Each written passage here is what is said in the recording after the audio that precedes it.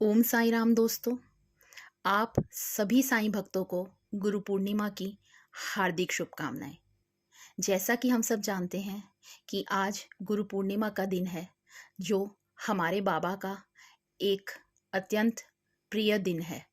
तो आइए जानते हैं कि गुरु पूर्णिमा की पूजा की शुरुआत शिरडी में कैसे हुई।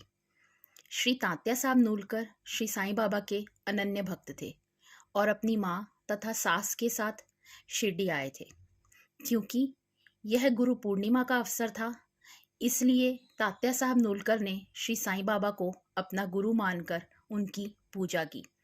तात्या साहब नूलकर के चले जाने के बाद बाबा ने तात्या पाटिल कोते को बुलाया।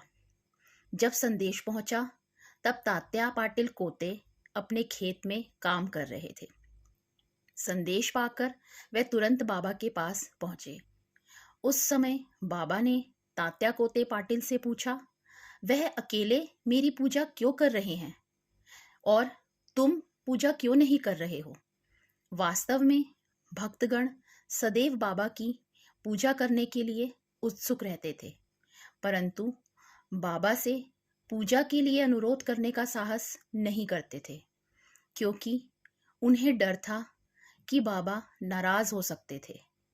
इसलिए अब जबकि बाबा ने स्वयं अप्रत्यक्ष रूप से अनुमति दे दी थी, तो तात्या कोते पाटिल तथा उस समय उपस्थित माधवराव देशपांडे जैसे लोग अत्यंत प्रसन्न हुए।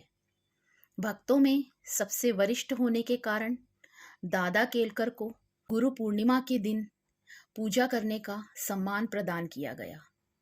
दादा केलकर ने द्वारका माई में बाबा की पूरी तरह से पारंपरिक पूजा की, जिसमें सभी आवश्यक वस्तुएं शामिल थी। तब से साईं भक्त गुरु पूर्णिमा पर उत्सव मनाने लगे। गुरु पूर्णिमा केवल एक उत्सव नहीं है, यह एक अवसर है आत्मसमर्पण का। यह दिन हमें स्मरण कराता है कि जीवन में गुरु ही वह दीप है जो अज्ञान के अंधकार में हमें राह दिखाते हैं। साईं केवल एक संत नहीं, बल्कि समस्त सृष्टि के गुरु तत्व के प्रतीक हैं। उनकी वाणी, उनका मौन, उनका दृष्टि स्पर्श, सब कुछ शुद्ध प्रेम और सत्य का पाठ पढ़ाते हैं। साईं ने कभी स्वयं को ईश्वर नहीं कहा, बल्कि सदा यही कहा, मैं सद्गुरु हूँ और मेरा कार्य है तुम्हें आत्मा तक पहुँचाना।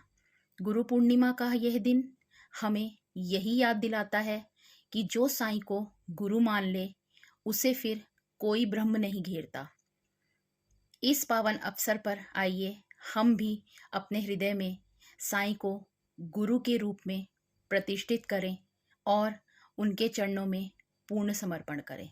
बाबा भली करें।